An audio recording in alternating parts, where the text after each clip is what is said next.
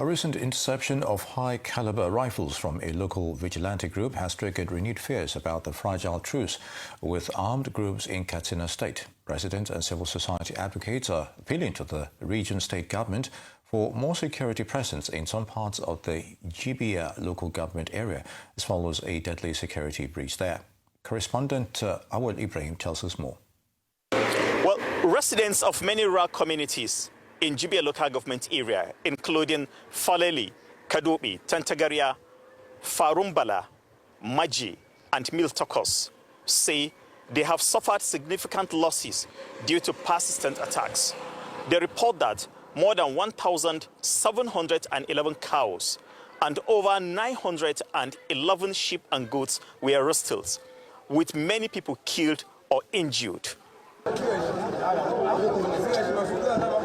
It is now obvious that an interception of high-caliber rifles by a local vigilante group in Jibia local government area triggered the bandit that led to the killings of more than 17 people on March 17th.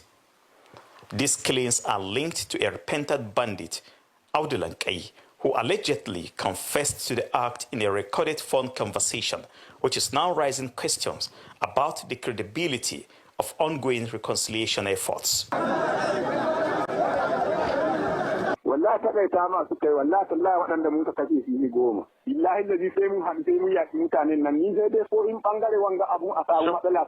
After being released from a 4-day detention following investigations about the interception of the rifles, members of the vigilante group narrate how they intercepted the high-caliber rifles after a confrontation with 3 suspected gun runners. It was on Tuesday around 6 a.m. when we got a hint that 3 people carrying suspicious luggages were heading towards our direction.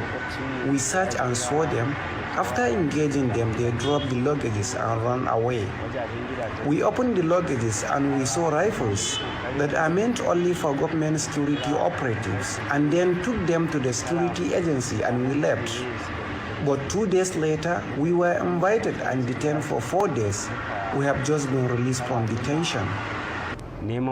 Residents say the incident underscores growing distrust and highlights the risk associated with reintegrating former fighters without stringent monitoring mechanisms. According to the locals, since the commencement of the peace deal in February 2025 till date, the vigilante group has lost more than 35 of its members from across rural communities in Jibia.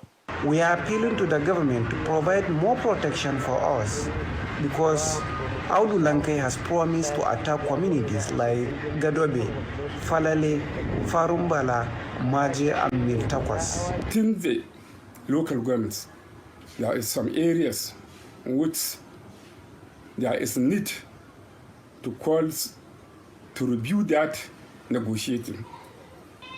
But the rest of the people in the local government nearby, in fact, they are sleepless.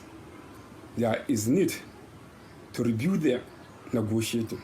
There are now increasing calls for the Katsina State government to reevaluate the terms of its locally driven peace agreement with the bandit groups operating in the region, because cases of killings and rustling are being recorded on a daily basis across communities in the state. People are no longer living in that areas.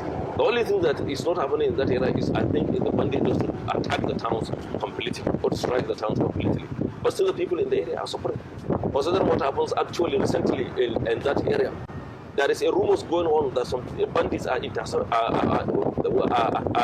trying to import weapons in that area, and Vigilante Vigilante arrested them, and they collected the weapons. And it is unfortunately that the man behind that weapons is the same man that struck the so-called peace deal with the state government. Security analyst warns that without a clear accountability and enforcement structure, such agreements may further expose communities to continuous bandit attacks. Awal Ibrahim, Arise News Channel, Katsina. The Commissioner of Police, Akwa Ibom State Police Command, CP Baba Azari, has presented